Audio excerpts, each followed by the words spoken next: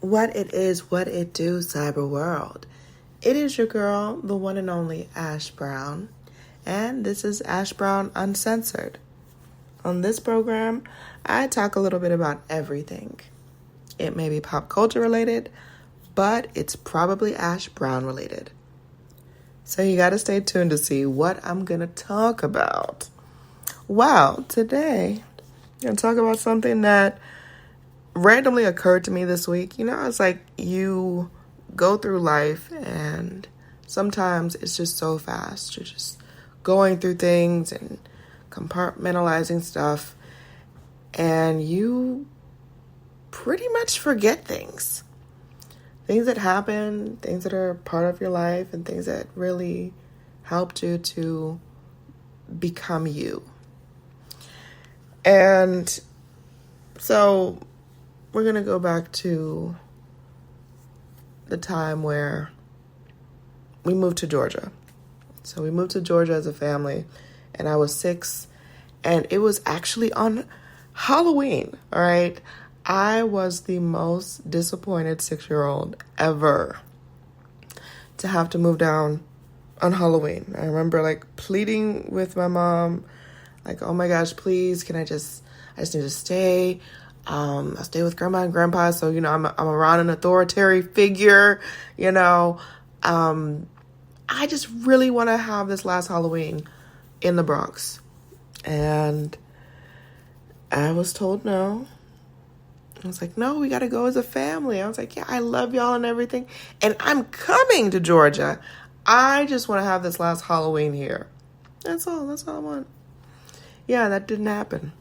So we moved on Halloween, and everyone just tried to reassure me that, oh my gosh, it's going to be so good. And, moving to Georgia is going to be great. It's just going to be just like the Bronx. Everything's going to be just the same.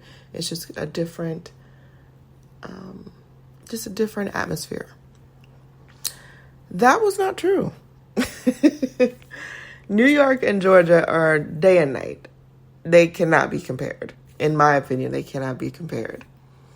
And Georgia was rough. I had a very difficult time adjusting to life in Georgia. And that was really just all on account of the school. Schools and everything looked different, sounded different. In New York, it was just different. So the school that I went to in Georgia, I was one of 2 black kids in the class. And everyone, including the teacher, treated me like trash.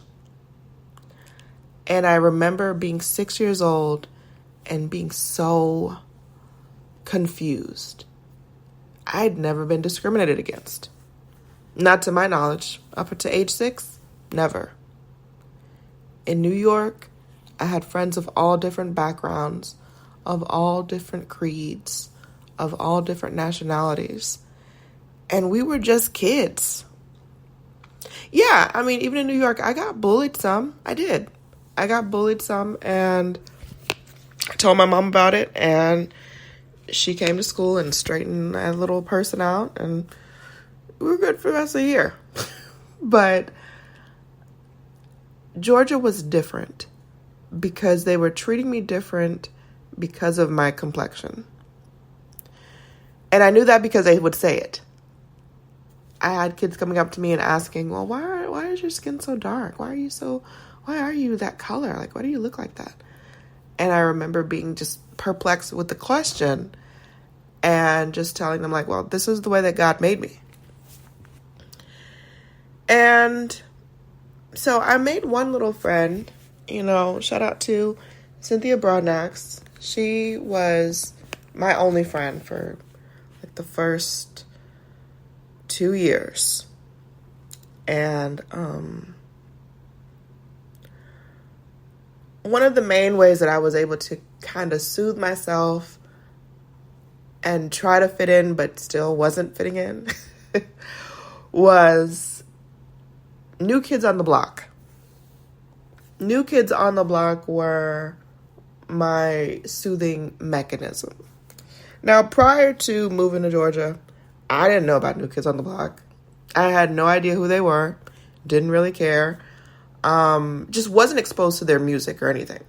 And moving to Georgia, all the little girls in my class, and maybe even little boys, they were always talking about New Kids on the Block, talking about their music, talking about the music videos, all these things. So I was like, okay, well, maybe this is something that I can, relate to them with, and maybe they'll want to talk to me. Maybe we could even be cool.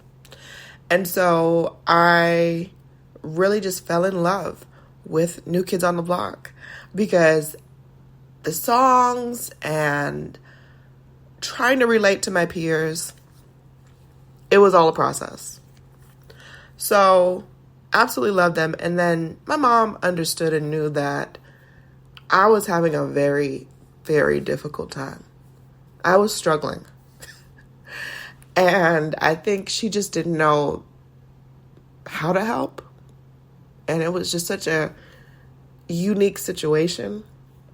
But when she found out that I was now obsessed with New Kids on the Block, she got me their album. I got the bedspreads. I got the towels. I got the action figures. I got the VHS tapes. It was like she made sure that I had everything. So at the bare minimum, I may have had a crappy school experience. But when I came home, I had my baby brother and my baby sister to play with. And I had New Kids on the Block. I had their posters all over my wall. Jordan Knight was my favorite. My absolute favorite. Shout out to Jordan Knight. And I remember just playing, and shout out to the kids today that never had to deal with VHS, or not VHS, but cassette audio tapes, because, there's side A and then there's side B. And I remember just wearing that stuff out, like going to sleep to it. And it being a soothing mechanism, listening to their voices, they harmonized really well. The songs were catchy. And given I was 6 and they were like 16, it was still a way of me just trying to relate and really becoming a fan of some good music. New Kids on the Block are awesome. They really are. Now, given I'm in my 40s now, I like the classic stuff. I know that they have new music and they're out on tour and all the things. But classic New Kids on the Block, count me in. Count me in. And so that was just kind of wild. This past week, I was talking to somebody and we were talking about New Kids on the Block. And I was like, oh yeah, they were totally like my favorite. How did I forget that? How did I forget that? So shout out to New Kids on the Block and all the things that they're doing. And I really appreciate them recognizing New Edition as the blueprint as they were. And that's pretty much my story. So that's all I'm sharing for today. Anyways, I love you guys. I appreciate all the love and support and everything. It is the season of All Hallows Eve. So I spent a few days ago, I went to Netherworld Haunted House. And if you haven't already checked out the Ash Said It show, I interview the co-founder of Netherworld. And it's a pretty awesome episode because every year there's 2 new themes, all right? Every year there's 2 new themes for the houses. And we had a great time. And also, if you follow me on social media at OneLoveAsh on Instagram, you'll get to see some highlights of that trip, that visit. So I hope that you guys have a good, prosperous, purposeful, and peaceful week ahead. And I will holler at y'all later. Deuces.